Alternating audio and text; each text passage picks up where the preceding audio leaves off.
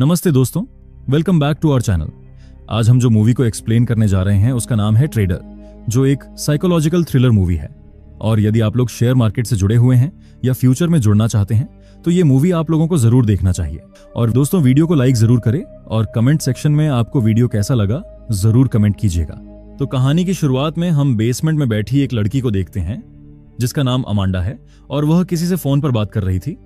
Phone के दूसरी तरफ एक आदमी था। उसका नाम कंफर्म करने के बाद अमांडा कहती है कि वह क्रेडिट कार्ड सेफ्टी डिपार्टमेंट से बात कर रही है। अमांडा कहती हैं, आपके कार्ड से कुछ महंगे ट्रांजैक्शन हुए हैं, वह ट्रांजैक्शन आपने किया है? तब वह आदमी कहता है कि मैंने तो कार्ड कहीं यूज नहीं किया और मेरा कार्ड तो मेरे वॉलेट में है।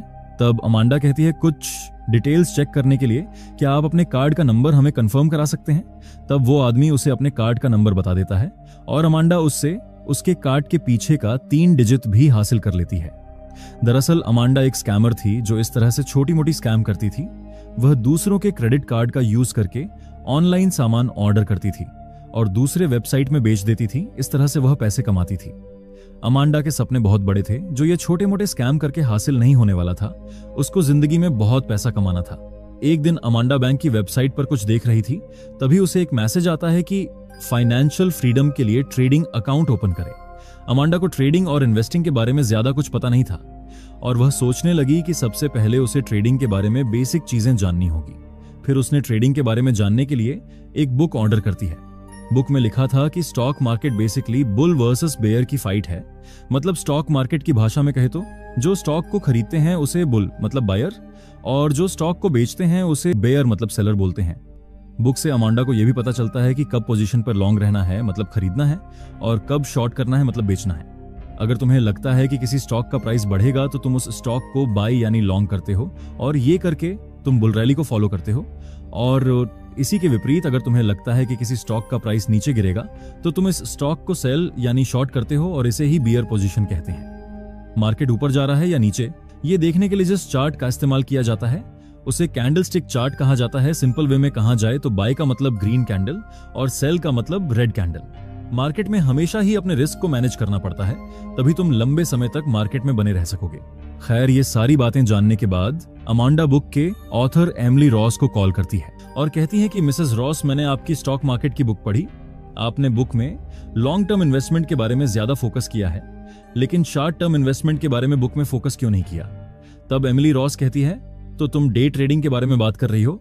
अमांडा कहती है, हाँ बिल्कुल, मैं डे ट्रेडिंग के बारे में बात कर रही हूँ। तब एमिली रॉस कहती है, डे ट्रेडिंग जल्दी अमीर बनने की स्कीम के जैसा है, या फिर ये कह सकते हैं डे ट्रेडिंग एक तरह से गैम्बलिंग ही है। तब अमांडा कहती है, लेकिन मैंने ऑनलाइन कई लोगों के बारे में पढ़ा है जो डे ट्रेडिंग करके भी सक्सेसफुल है। इस पर एमिली रॉस कहती है कि इंटरनेट में जितना झूठ बोला जाता है इतना मानव सभ्यता में इससे पहले कभी नहीं बोला गया। ट्रेडिंग का सच ये है कि 10 लाख लोग किसी लॉटरी को खरीदें और वो सभी यही सोचे कि उसे ही ये लॉटरी लगे। तो बताओ उस केस में कौन अमीर होने वाला है, लॉटरी बेचने वाला या लॉटरी खरीदने वाला? तब अमांडा कहती है, लॉटरी बेचने वाला। यही सच है ट्रेडिंग का कि इस खेल में हमेशा लॉटरी बेचने वाला यानी बिग इंस्टीट्यूट जो मार्केट को चलाते हैं वही पैसा कमाते हैं। एक डे ट्रेडर की जिंदगी ऐसी होती है जैसे कि तुम किसी जेल में हो जहां ना तुम चैन से खा पाते हो ना ही तुम चैन से सो पाते हो और तुम्हें हमेशा क्विक डिसीजन और एक्शन लेना पड़ता है। और यह सिलसिला कभी खत्म नहीं होता, हमेशा बेचैनी बनी रहती है। क्या तुम अपने लिए इस तरह की लाइफ चाहती हो? ये सारी बातें सुनकर अमांडा एमिली रोज की बुक का आखिरी पेज दीवार पर लगा देती है जिस पर लिखा हुआ था कि तुम लक को नहीं हरा सकते। खैर, इतना सब जानने के बाद भी अमांडा डे ट्रेडिंग करने का तय करती है क्योंकि वो जल्दी अमीर बनना चाहती थी। वह अपने लैपटॉप से ट्रेडिंग ऐप पर लॉग इन करती है और मार्केट माउथ नाम के सोशल मीडिया नेटवर्क से भी जुड़ती है जहां पर आकर लोग मार्केट के बारे में डिस्कस करते थे। और वहां पर अमांडा बॉब द ब्रोकर नाम के अकाउंट को फॉलो करती है जिसने वेबसाइट पर कैंडलस्टिक और पैटर्न के ट्यूटोरियल डाल रखे थे। अमांडा उसके बनाए वीडियो ट्यूटोरियल देखने लगती है। अमांडा बॉब के बताए सारे पैटर्न को याद करने लगती है और रूल्स को भी फॉलो करने लगती है। अब अमांडा पूरी तरह से तैयार थी और अपनी जिंदगी की पहली ट्रेड करती है। लेकिन पहले दिन ही अमांडा को $2,700 का लॉस झेलना पड़ता है और ये देखकर अमांडा को अपने आप पर काफी गुस्सा आता है। वह एक बड़े से पेपर पर अपने पहले दिन का रिजल्ट लिखती है। इस तरह से अमांडा को हर दिन लॉस हो रहा था और वो हर दिन पेपर पर अपने आप को लूजर लिख रही थी। अब आगे हमें अमांडा की डे ट्रेडिंग का 18वां दिन दिखाया जाता है और उस दिन अमांडा को पहली बार प्रॉफिट देखने को मिलता है और पेपर पर अपने आप को विनर लिखकर अमांडा काफी खुश होती है। और इसके बाद अमांडा 20वें दिन, 21वें दिन और आगे भी कई बार प्रॉफिट करती है और हर बार के प्रॉफिट को वो पेपर में लिखकर अपने आप को विनर घोषित करती है। और अब अमांडा को अपने ऊपर कॉन्फिडेंस आ चुका था, इसलिए अब वो एक पेपर पर रियल डील लिखती है। यानी अब अमांडा एक बड़ा ट्रेड करने वाली थी। वह तय करती है कि वो एक फार्मा कंपनी के स्टॉक को शॉर्ट करेगी, क्योंकि अमांडा को लगता था उस कंपनी का शेयर अब गिरेगा। दरअसल डेल्टा पैक्स फार्मास्यूटिकल ने अपनी एक मेडिसिन का क्लिनिकल ट्रायल करवाया था। इस एंटी कैंसर ड्रग का ट्रायल 200 मरीजों पर किया गया था और आज इस ट्रायल का रिजल्ट आने वाला है। अमांडा को लगता है कि इस कंपनी का ट्रायल फेल होगा और कंपनी का स्टॉक गिरेगा और उसने अपना सब कुछ इस कंपनी के स्टॉक पर लगा दिया। ये बात अमांडा मार्केट माउथ नाम के सोशल मीडिया पर भी शेयर करती है, जिस पर उसने डेजी नाम से अपनी प्रोफाइल बनाई थी। वह यह भी लिखती है कि मैं अकेली हूं जिसने डेल्टा पैक्स फार्मास्यूटिकल का स्टॉक शॉर्ट किया है। आप लोगों का इस बारे में क्या राय है? फिर वह जैसा कि उसने कहा था डेल्टा पैक्स के 2000 शेयर्स शॉर्ट कर देती है। सुबह 9:30 पर मार्केट ओपन होते ही डेल्टा पैक्स का शेयर ग्रीन कैंडल बनाने लगता है और देखते ही देखते अमांडा का लॉस बढ़ने लगता है। अमांडा को अपना लॉस देखकर उसकी घबराहट बढ़ रही थी। अब 12:30 हो चुके थे और लंच टाइम हो गया। मार्केट माउथ पर लोग अमांडा के पोस्ट का मजाक उड़ाने लगे थे, क्योंकि अभी भी डेल्टा पैक्स का स्टॉक नहीं गिरा था। अमांडा की घबराहट बढ़ती जा रही थी और टाइम भी निकलता जा रहा था। यह देखकर अमांडा को गुस्सा आता है। तभी अचानक देखते ही देखते डेल्टा पैक्स का स्टॉक एक बड़ी सी रेड कैंडल बनाता है। स्टॉक लगातार नीचे गिर रहा था और अमांडा भी लॉस से प्रॉफिट में आ गई। मार्केट में न्यूज फैल चुकी थी कि डेल्टा पैक्स की मेडिसिन का क्लिनिकल ट्रायल फेल हो चुका है। स्टॉक गिर रहा था और अमांडा का लगाया टारगेट भी अचीव हो जाता है। ये देखकर मार्केट माउथ पर सभी लोग डेल्टा पैक्स कंपनी को गालियां देने लगते हैं और अमांडा ये सब देखकर खुश हो रही थी, क्योंकि उसने जैसा सोचा था ठीक वैसा ही हुआ। 4 बजे मार्केट क्लोज होता है और अमांडा एक बड़े से पेपर में अपनी अचीवमेंट नोट करती है। अमांडा ने तकरीबन $4960 का प्रॉफिट बुक किया था। खैर, अब रात को अमांडा सिगरेट पी रही थी, तभी बॉब दी ब्रोकर का मैसेज आता है, जिसका ट्यूटोरियल अमांडा देखा करती थी। बॉब मैसेज में लिखता है, आज तुमने काफी अच्छी कॉल दी, तुम कब से ट्रेडिंग कर रही हो? अमांडा रिप्लाई देती है कि पिछले 1 महीने से तुम्हारे ट्यूटोरियल देख रही हूं और आज मेरा फर्स्ट रियल ट्रेड था। फिर दोनों फोन पर बात करने लगते हैं। बॉब अमांडा से पूछता है, तुमने कैसे प्रेडिक्ट किया कि आज वह स्टॉक गिरेगा? तब अमांडा कहती है, अक्सर फार्मा कंपनी के मेडिसिन के ट्रायल के वक्त उसका स्टॉक ऊपर जाता है और जब रिजल्ट अच्छा नहीं आता तो स्टॉक नीचे गिर जाता है। मैंने इसी बात को नोटिस करके आज शॉर्ट किया था। तब बॉब कहता है कि चलो मैं तुम्हें आज एक सीक्रेट बताता हूं। मार्केट में टेक्निकल एनालिसिस से कामयाब होना काफी मुश्किल है। मार्केट सिर्फ ग्रीड, फियर और हाइप पर काम करता है। इसलिए स्टॉक की हाइप पर कभी भी बाय मत करो, बल्कि हाइप क्रिएट करो और जब सब लोग खरीदना शुरू करें तब ऊपर में बेच के निकल जाओ।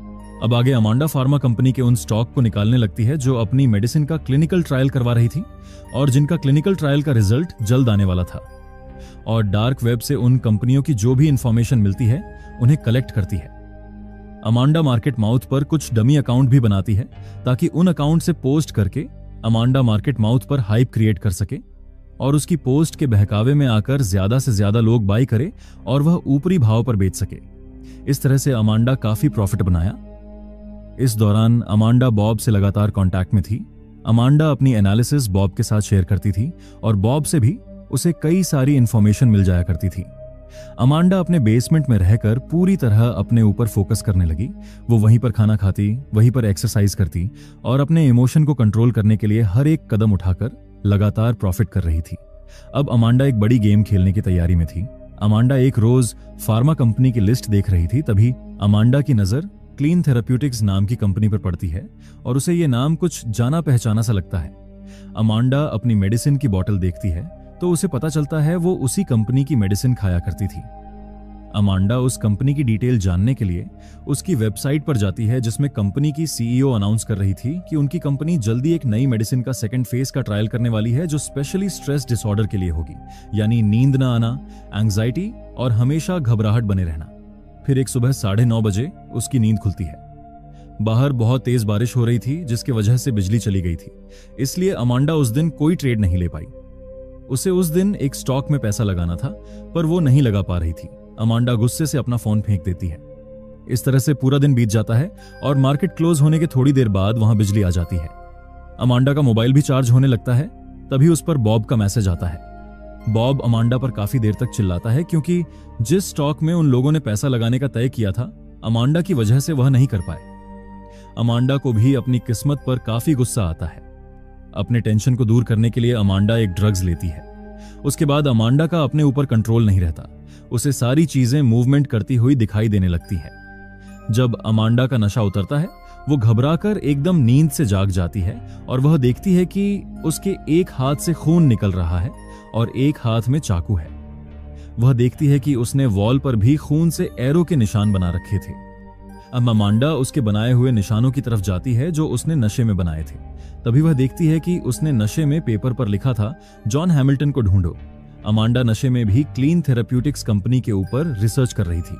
अमांडा नेट पर जॉन हैमिल्टन नाम के आदमी के बारे में पता लगाने लगती है, तो इस नाम के उसे नेट पर काफी सारे लोग दिखाई देते हैं। फिर अमांडा नेट पर सर्च करती है जॉन हैमिल्टन डेथ, और ऐसा करते ही उसके सामने जॉन हैमिल्टन के डेथ की न्यूज मिलती है, जहां पर लिखा था कि 25 साल का आर्मी जवान जॉन हैमिल्टन पुलिस से मुठभेड़ में मारा गया और पुलिस ने इल्जाम लगाया है कि जॉन हैमिल्टन मेंटल क्राइसिस से गुजर रहा था।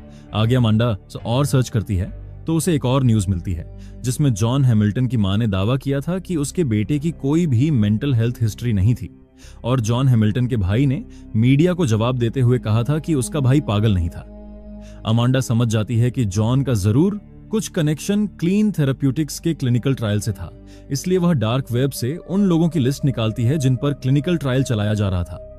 उस लिस्ट में लगभग 200 लोगों का नाम था। अमांडा उसमें जॉन हैमिल्टन सर्च करती है तो उसे उस लिस्ट में जॉन हैमिल्टन का नाम मिल जाता है। यानी क्लीन थेराप्यूटिक्स जिन 200 लोगों पर क्लिनिकल ट्रायल कर रही थी, उसमें से एक जॉन हैमिल्टन भी था, और कंपनी की सीईओ ने अनाउंस भी किया था कि वो आर्मी के जवानों पर क्लिनिकल ट्रायल करने वाले हैं, और जॉन भी आर्मी का एक जवान था। यह जानकर अमांडा काफी खुश हुई। फिर अमांडा जॉन की मां का नंबर निकालकर उन्हें कॉल करती है। कॉल के दौरान जॉन के मां कहती हैं कि मेरे बेटे की जान एक दवाई कंपनी ने ली है। मेरा बेटा छुट्टियों पर घर आया था। जब वो आया तो उसके हाथ कांप रहे थे। उसे रोजाना भयानक सपने आ रहे थे और सपने उसका पीछा नहीं छोड़ रहे थे। उसने मुझसे कहा था कि घर आकर भी उसे बॉम्ब और बुलेट चलने की आवाजें आ रही है। और एक दिन मेरे घर पर पुलिस आकर दरवाजा खटखटाने लगी। मैंने दरवाजा खोला तो पुलिस ने मुझसे कहा कि आपके बेटे जॉन ने मॉल में कुछ गड़बड़ किया है। मेरा बेटा पुलिस पर हमला करता उससे पहले पुलिस ने उसे गोली मार दी। यह सब जानने के बाद अमांडा मौके का फायदा उठाने के बारे में सोचती है। फिर अमांडा जॉन के भाई जेक को भी कॉल करती है और वह जेक को क्लीन थेराप्यूटिक्स के खिलाफ बदला लेने के लिए पूरी तरह से उकसाती है। उसके बाद अमांडा इंटरनेट पर क्लीन थेराप्यूटिक्स के हेड ऑफिस की इंफॉर्मेशन निकालती है। उसके ऑफिस, उसकी लॉबी, सबके बारे में पता कर लेती है। अमांडा रात के 3 बजे बॉब को कॉल करके कहती है कि क्लीन थेराप्यूटिक्स के क्लिनिकल ट्रायल का रिजल्ट आने वाला है। तब बॉब पूछता है, तो बताओ ये स्टॉक ऊपर जाएगा या नीचे? अमांडा ने एक पेपर पर क्लीन थेराप्यूटिक्स के स्टॉक पर नीचे जाने का साइन लगा रखा था, पर वह बॉब को कहती है कि स्टॉक ऊपर जाएगा। साथ ही वह कहती है कि इस कंपनी के फार्मर काउंसिल से मेरे कुछ कॉन्टैक्ट्स हैं जहां से मैंने पता किया है। उन्होंने मुझे एक क्लिनिकल ट्रायल के रिजल्ट की कॉपी भेजी है और वो कॉपी मैंने तुम्हें भेज दी है।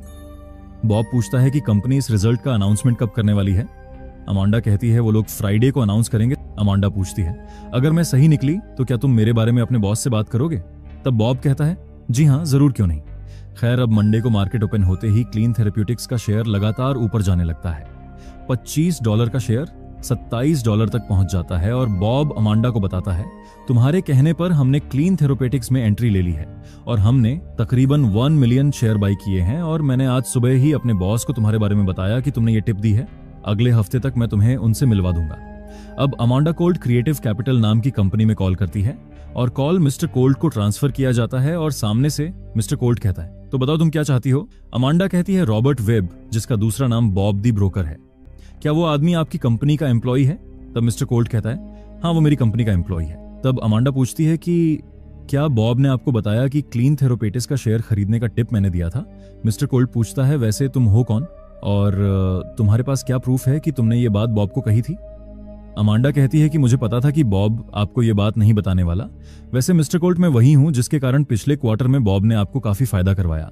मिस्टर कोल्ट कहता है, वैसे तुमने अभी तक ये नहीं बताया तुम मुझसे चाहती क्या हो? अमांडा कहती है, जो पोजीशन अभी बॉब का आपकी कंपनी में है, ठीक वही पोजीशन मैं अपने लिए चाहती हूँ। फिर अमांडा पूछती है, क्या बॉब ने आपको क्लिनिकल ट्रायल का रिजल्ट बताया जो बॉब को मैंने सेंड किया था? कोल्ट करता है, हाँ उसने मुझे रिजल्ट बताया था और उस रिजल्ट को देखकर मैं कॉन्फिडेंटली कह सकता हूं कि क्लीन थेरेपेटिक्स के स्टॉक का प्राइस फ्राइडे तक $50 तक पहुंचेगा।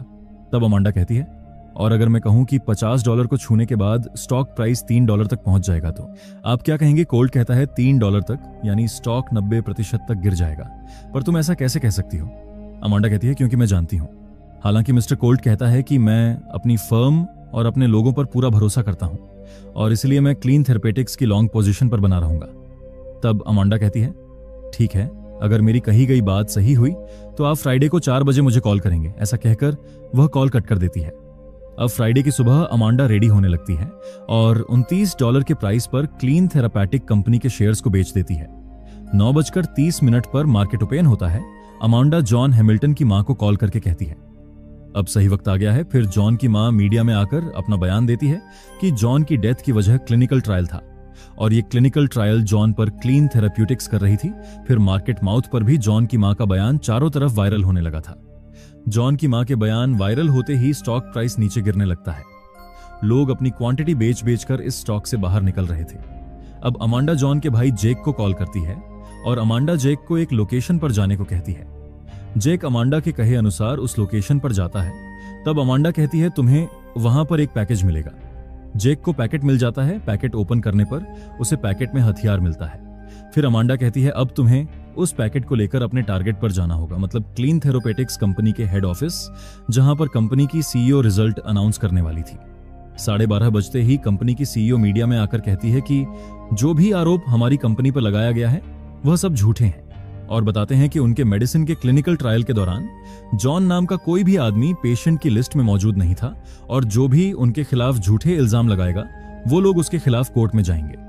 दूसरी तरफ जेक हेड ऑफिस पहुंच जाता है। अमांडा जेक को कहती है, फायर एग्जिट के जरिए 7th फ्लोर पे पहुंचो। वहां कॉन्फ्रेंस रूम में सभी लालची लोग मौजूद हैं जो तुम्हारे भाई के मौत की जिम्मेदार हैं और तुम जानते हो तुम्हें उनके साथ क्या करना है।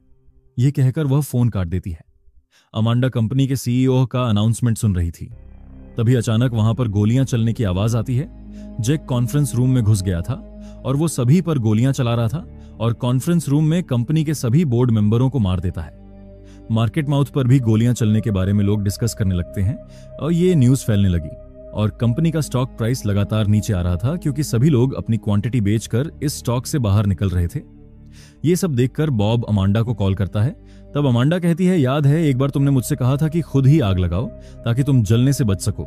अभी स्टॉक बेचने का टाइम है और तुम खरीद कर बैठे हो। तब बॉब कहता है, तो ये सब तुम्हारी वजह से हुआ है। अमांडा कहती है, गुड बाय बॉब, और वो कॉल कट कर देती है। देखते ही देखते वो स्टॉक $3 तक पहुंच जाता है। अब 4 बजता है और अमांडा अपना प्रॉफिट देखकर उसके आंखों से आंसू आने लगते हैं और अमांडा हंसने लगती है। ये उसके खुशी के आंसू थे। आज अमांडा अपनी विनिंग को पेपर पर लिखने लगती है। तभी उसे मिस्टर कोल्ट का कॉल आता है और वह अमांडा को कहता है, मैं तुम्हें मान गया, तुमने एक्स्ट्रा ऑर्डिनरी काम किया है। तुम्हारी वजह से मुझे तकरीबन $15 मिलियन का नुकसान उठाना पड़ा। तब अमांडा कहती है, और क्या हो, अगर मैं आपको सारा नुकसान अगले फ्राइडे तक वापस दिलवा दूं? तो मिस्टर कोल्ट कहता है, तो मैं अपनी कंपनी में तुम्हें हायर पोजीशन देने के लिए तैयार हूं। क्या तुम जॉब करने के लिए तैयार हो? मिस्टर कोल्ट उसे मंडे मॉर्निंग सुबह 9 बजे उसके ऑफिस में मिलने बुलाता है। अमांडा अपने रूम में पड़े सारे पेपर्स को जलाने लगती है जिसमें उसने अपना विनिंग और लॉस का रिजल्ट लिखा था। सब कुछ जलाकर अमांडा अपने घर के बेसमेंट से बाहर निकलती है और यहीं पर यह मूवी खत्म हो जाती है। जुड़े रहने के लिए धन्यवाद। अगर आपको वीडियो अच्छी लगी हो तो लाइक, शेयर और नए हैं तो सब्सक्राइब करना ना भूले। मिलते हैं अगली बार और एक रोमांचक कहानी के साथ।